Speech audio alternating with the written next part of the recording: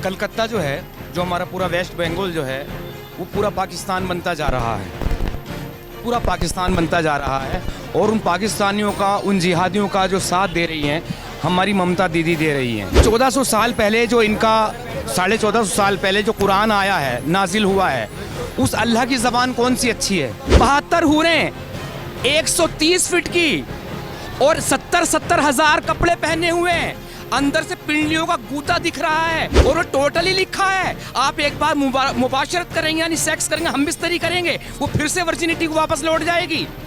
ये लिखा हुआ है कुरान में, सूरह नबा आयत 33 कि बड़े बड़े स्तन वाली अल्लाह देगा, ये जबान है अल्लाह की।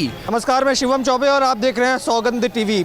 कलकत्ता पुलिस ने जिस तरीके से शर्मिष्ठा पुनोली को गुरुग्राम के अंदर से गिरफ्तार किया, इसको लेकर चर्चाएं हैं। एक तरफ जहां शर्मिष्ठा ने वो पोस्ट डिलीट किए थे जिसके ऊपर आपत्ति थी, माफ़ी का ट्वीट भी डाला था, बावजूद उसके इस तरीके की कार्रवाई करने को देखने को मिल रही है। अब जनता से रह लेते हैं, सर कितनी ज़रूरी कार्रवाई थी? लोग कह रहे हैं कि जब उसने माफ़ी मांग ली, पोस्ट डिलीट कर दिए, इतने दिनों बाद क्यों वो कलकत्ता पुलिस को अचानक से याद आई और शर्मिष्ठा को उठा कर ले गई? देखिए, कलकत्ता जो है, जो हमारा पूरा वेस्ट बंगाल जो है, वो पूरा पाकिस्तान बनता जा रहा है, पूरा पाकिस्तान बनता जा रहा है।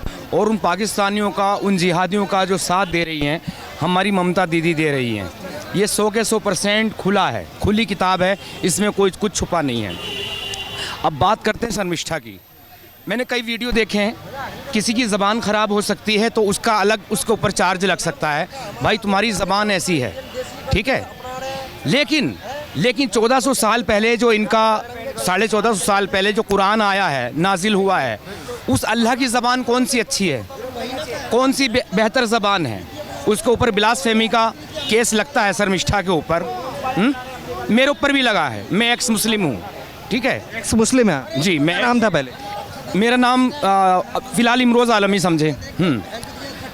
आईडी नेम तो मेरा सरफराज अहमद है, लेकिन वो चेंजिंग के प्रोसेस में दूसरा, लेकिन मैं एक लेखक हूँ तो इमरोज़ आलम के नाम से लिखता हूँ। तो ये जो अल्लाह की ज़बान कौन सी ज़बान है, ब्लास्फेमी की बात करें तो अल्लाह 3 बार दिन में ब्लास्फेमी कर रहा है। वो 3 बार क्या, सॉरी 5 बार ब्लास्फेमी कर रहा है। जो अजान हो रही है, अशहदु ला इलाहा इल्लल्लाह, नहीं, शुरू करते हैं अल्लाहु अकबर, अल्लाह सबसे बड़ा है, अल्लाह सबसे बड़ा है, यानी कि उसके बराबर कोई तुम्हारा भगवान, कोई ईश्वर, कोई देवी देवता कुछ मायने नहीं रखता, अल्लाह सबसे बड़ा है, ठीक है। यानी कि उसे अंदेशा है मेरे अलावा कोई और भी है, तभी तो कह रहा ना मैं सबसे बड़ा हूँ, अल्लाह सबसे बड़ा है। फिर आता अशहदु ला इलाहा इल्लल्लाह, मैं गवाही देता हूँ, और गवाही उस बात की जो देखा नहीं आंखों से, मैं गवाही देता हूँ नहीं कोई माबूद सिवा अल्लाह के। अरे भाई, अल्लाह के सिवा कोई पूजनीय योग्य नहीं है। ये दिन में 5 बार अजान में मुअज्जिन चीख के कह रहा है, क्या यह ब्लास्फेमी नहीं है?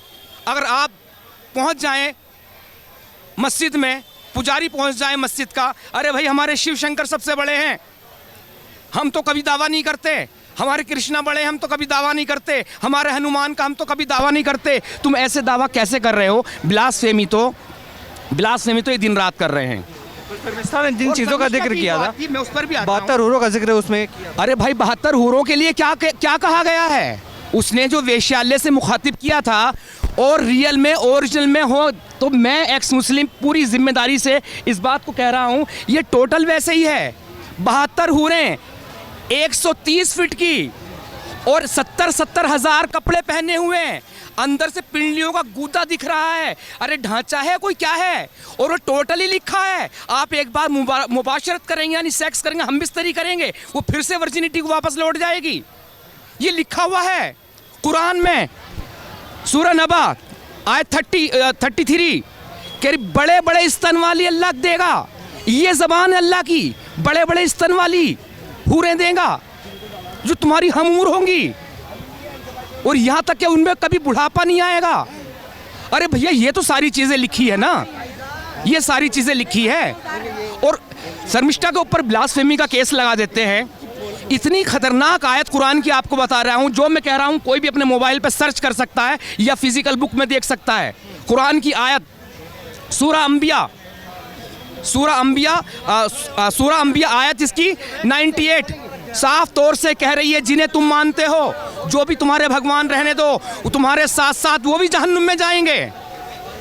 वो भी जहन्नुम में जाएंगे, कुरान दावा कर रहा है।